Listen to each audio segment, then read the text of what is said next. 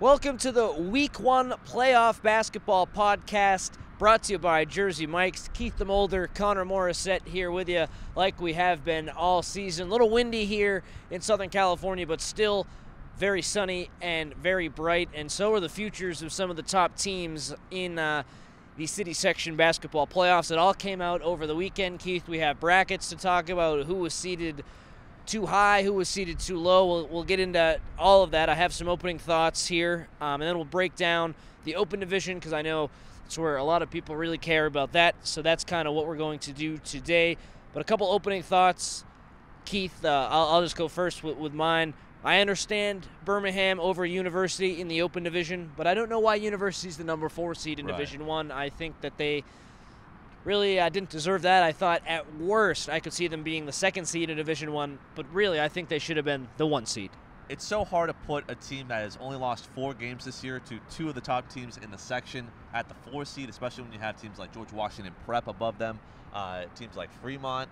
Perhaps it's that league that league is just not as good as other leagues we've seen, that Western League. So really not doing University any favors, but they did really all that they could. They won all of their rest of their league games besides Westchester and Fairfax. Doesn't seem right, but hey, Dyson Hughes and the rest of that University team prove us wrong. Yeah, and a lot of people on Twitter were angry with that seeding, and I understand it. I think they're firmly a top 10 team in Los Angeles. So whether that means they're the number 2 seed in Division 1, which would put them at number 10 overall, or they were the last team in the Open at number 8. And even sometimes, they were in our rankings at 6.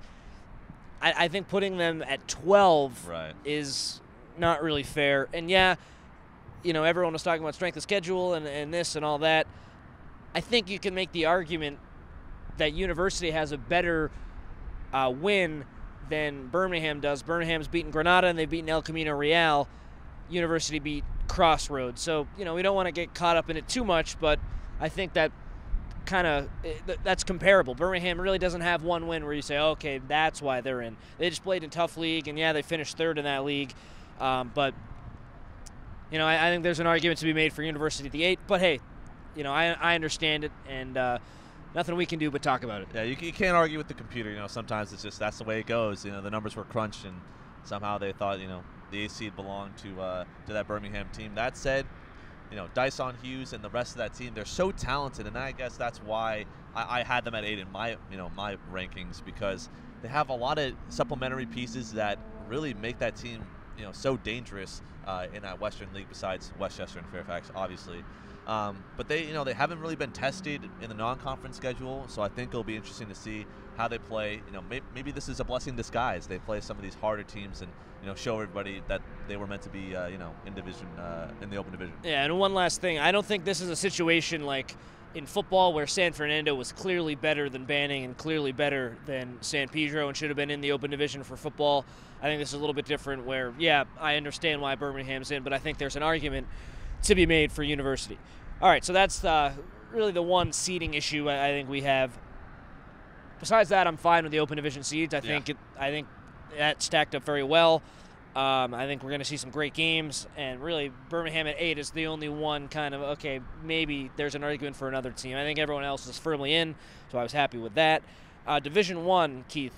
So the overall 1 seed in that is View Park. Fremont is 2. Washington Prep is 3. University is 4, like we talked about. So my kind of dark horse team in this division are the Dorsey Dons. They play Palisades at home, the 8-9 matchup, and then they'll get a game against View Park, who, they've seen them before in the league. View Park's won, but I think that's going to be tough. Usually in the playoffs, you see teams you haven't played before, but Dorsey, they'll know what they're up against in View Park. I think they could make some noise. I'm not going to say that they'll beat View Park, but they're a team I'm watching. Right, and they had that close game earlier this season, the overtime, the technical fouls. Oh, yeah. So I guess you should say they should have won that game because they had some guys run onto the field. I forgot about that, or the court, and ended up with a technical foul. Yeah, that's a great point. And you got to look at View Park also. They should have been. They're the number 1 seed in that section in that division for a reason. They had to win over Crenshaw. That was a huge win in overtime at Crenshaw, and Crenshaw, a great team. We'll get to them a little bit later in the picks, but overall, View Park they had a basically impeccable league schedule, and that's what you got to give them credit for. If we're talking about D1, some teams are looking out for, obviously University, but George Washington Prep, an interesting place at 3. I think a lot of people are underestimating them a little bit. They have great guard play, but ultimately, I think the size is going to be a factor. I don't know if they're going to get as far as people may think they will. I think I saw them on a bad day, but I saw them get destroyed by Narbonne, and so they didn't really impress me. But I know they played Taft close, and they've had better days than that. So that's kind of where I'm at with them. I went to one of their games and was not really all that impressed, but I know you've been to some of their games. You saw them beat Gardena, I believe, and that was a good win for them. So one other quick D1 thought. So it's View Park on one side of the bracket. On the other, I think Fremont can get to the championship. I'm not going to say easily, but they'll be my pick from that side. I don't really see Washington Prep giving them too much trouble. I think Fremont can get to the D1 City Championship. And whether it's University, whether it's View Park, whether it's Dorsey, we'll see. But I think Fremont is pretty safe bet on that side. Yeah, they have a pretty solid schedule this year, and they've been competing with View Park as well, and they unfortunately lost to View Park, but that Coliseum League, now that we're kind of seeing it, it was a little bit better than we expected going in, and so I think that they could get to the championship. Who knows? But University also very talented. Division 2, so the top few seeds there. King Drew gets the top seed in Division 2, and then you have Marshall at number 2, and then Van Nuys at number 3. Thought Van Nuys would maybe sneak in as one of the top 2 teams, but Marshall gets the second nod. So here, just some predictions, some thoughts with Division 2. I think Grant could make some noise. I think Grant is a team to watch out for if they beat Roosevelt in that 8-9 first game, and then they play King Drew. King Drew, great defensive team. Sometimes they struggle to score, and I know Grant's going to be undersized against the King Drew team, but they can get it going from three-point land. I think they have a chance. And then on the other side, who's the Fremont of Division 2? I look at Van Nuys. I think they're better than Marshall. I think they can get to the championship. I like Van Nuys and their ability to just get turnovers. Obviously, Tyree Winburn, unbelievable scorer, one of the best scorers in that D2 bracket overall. Maybe one of the most prolific scorers we've seen out of that North Valley in that whole entire league. But overall, it'll come down to defense, I think. I think that if Van Nuys is able to compete with some of these bigger squads, then I think they'll go far.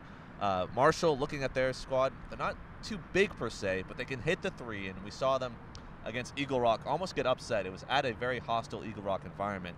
They have a little bit of a rivalry going there, but overall, Marshall, they can hit the outside shot. We saw them against Sierra Canyon actually earlier this year, and when they're playing against bigs, they just get obliterated. Yeah, I saw them against Birmingham.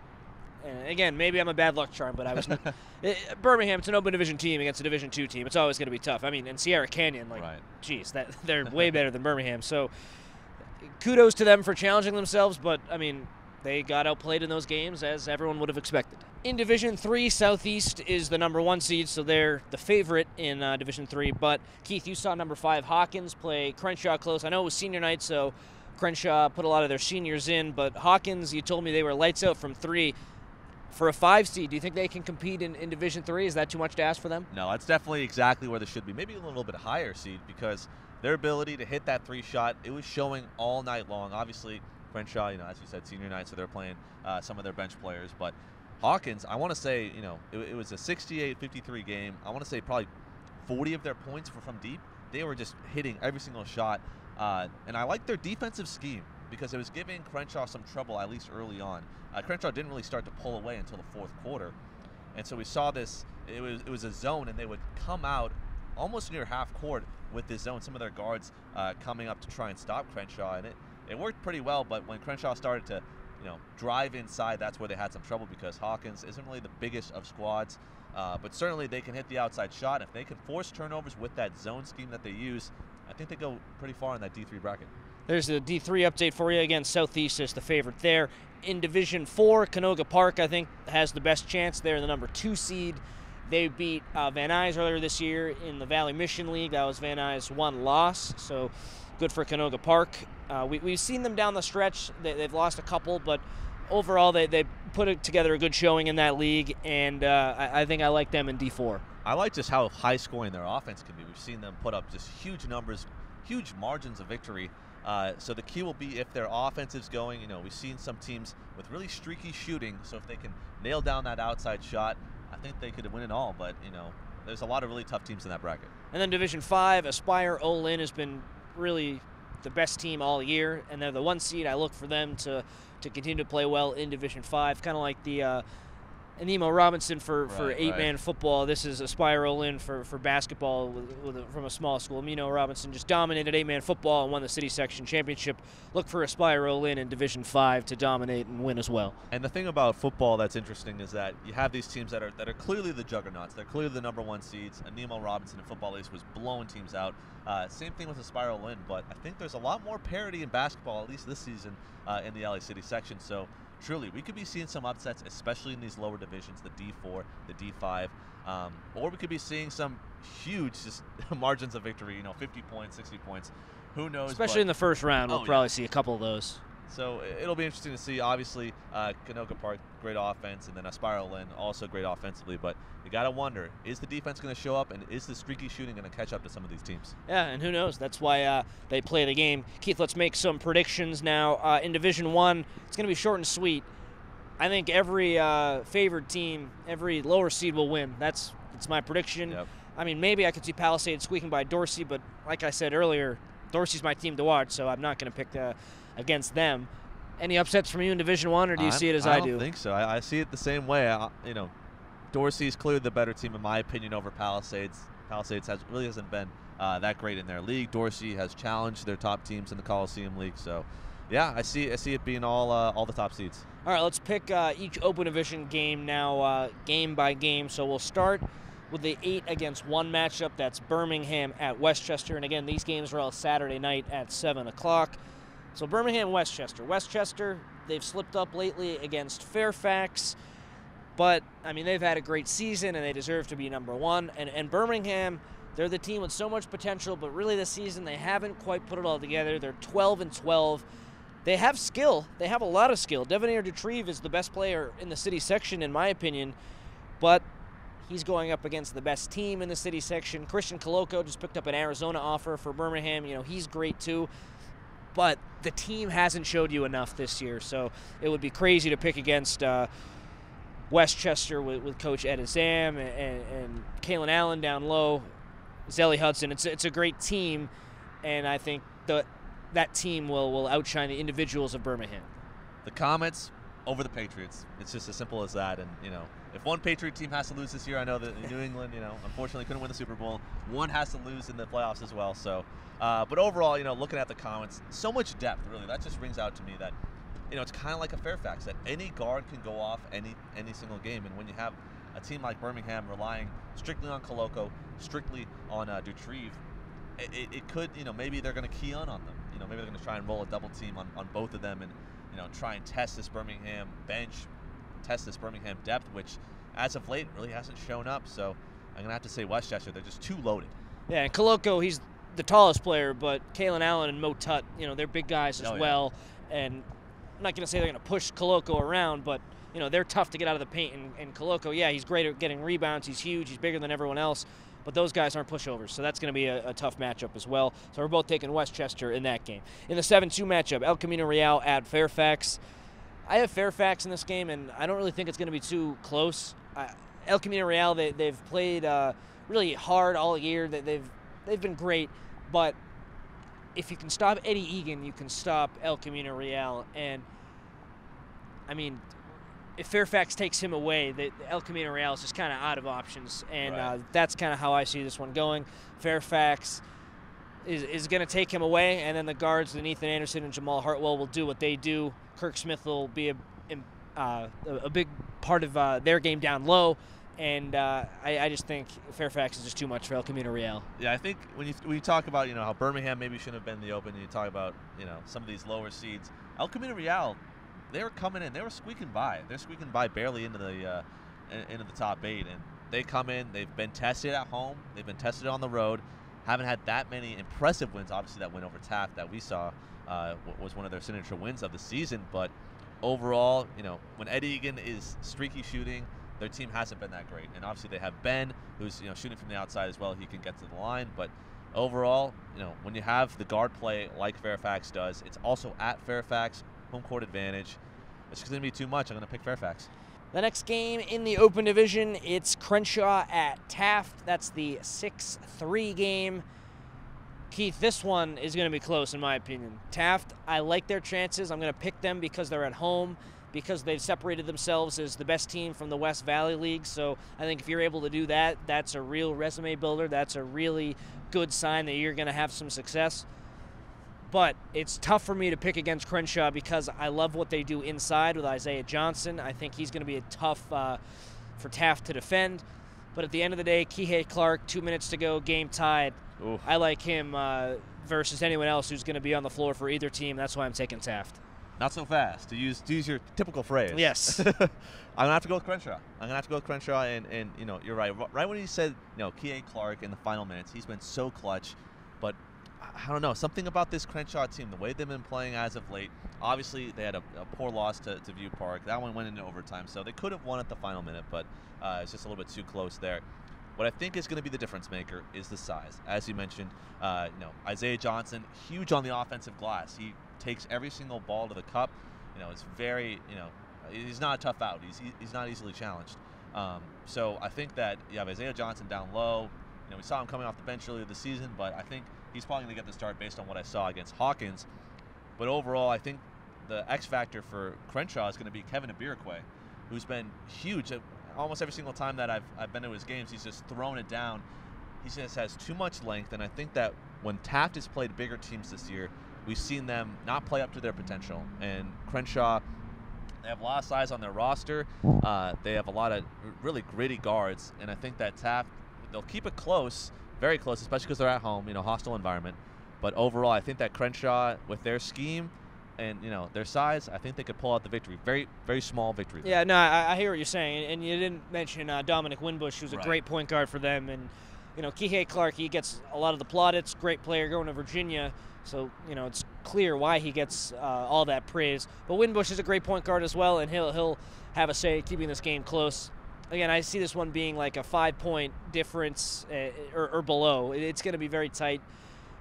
Single-digit game, but I disagree with you, Keith. I understand your pick. I think it makes sense, but I have to go with Taft because I just think they're a little bit better, and playing at home is going to be big. Last game, Granada at Narbonne. Granada the 5, Narbonne the 4. I don't know if you saw the article in the LA Times, but Granada has been using software to determine playing time. If you score a bucket, you get +1. If you do a turnover, you get -1. And you know, it all goes into this formula, and that's how playing time works for them. And it's worked this season. No one thought they were going to be in the Open Division. Here they are as the 5th seed, and you can make an argument they should have been the 4. Great season for them, but I think it ends against Narbonne, and it's just because of there's a talent gap. You know, you can have a great coach, and you can do this system, and it can work really well for you, but at the end of the day, in the playoffs, you need to have talent, and I don't think Granada has anyone who can stack up against Jordan Griffin, Kendall Fry, and Malik Muhammad, the big man for Narbonne. Could be close. I don't think it's going to be a blowout, but Narbonne's just too talented. Those 3 players are really, really good, and I think they're the difference. Granada, ultimately, as we've talked about it in earlier podcasts, they play as a team. They don't have one guy that's necessarily the best, like Birmingham type of thing. But overall, although basketball is a team sport, you're right. You have to have talent, especially in the playoffs, especially when, you know, sometimes maybe the scheme from, you know, the opposing team is working well against yours, and then you have to dig deep. And unfortunately, Granada just doesn't have enough size. They just don't not have enough size, especially against Narbonne. Maybe if they played at Taft, maybe you could see that going either way. But against Narbonne, we've seen them, you know, game in and game out, just throw down dunks. Malik Muhammad, one of the bigger players in the section. Yeah, and Griffin, for a point guard, he dunks all the time too. It's unreal, the fact that they have these guys that can get up and get boards. They're going to control the paint. The key, though, for Granada, if they're going to try and even keep this one close, is that 3-point line. See how the Narbonne guards play. If Granada is able to hit that 3 shot, they'll have to, you know, Narbonne will have to change its scheme and maybe not go inside as much to try to play catch-up. Who knows? I think it'll be a battle of defenses for sure. And I don't want to sell guys like Luke Alviar short, who's like a jack-of-all-trades, great player for Granada Hills. You know, he's a talented guy, but we're talking about some legitimate college prospects on the other side for Narbonne. So I see it a little bit differently in the fact that just, you know, Narbonne, it's a talent gap. And that's what we've talked about. That's why we both feel that way. So the one difference for the picks, Keith has Crenshaw, I have Taft. That game will go either way. I will be there, so I'm excited to check that one out. But besides that, we're both taking Westchester, Fairfax, and Narbonne. Any final thoughts, Keith, as we head into the playoffs? Should be an exciting playoffs. As I said, D4, D5, maybe even D3. We could be seeing some upsets. But I'm just overall very excited to see, because this is the time. This is the time when the guys who made the open division, those lower seeds really prove themselves, say, this is where we're supposed to be. They'll be playing against top talent. Looking out for that Crenshaw-Taft game. That'll be probably one of the best early games. But I'm ready to see some upsets. Maybe Birmingham shows that they're legit. Who knows? That's the magic of high school basketball. This has been the Week 1 SCPI Boys Basketball Playoff Podcast brought to you by Jersey Mike's. Keith DeMolder, Connor Morissette. We'll break down the craziness that is City Section basketball playoffs next week. Who won, who lost, why, how. We'll break it all down for you next week. See you next time.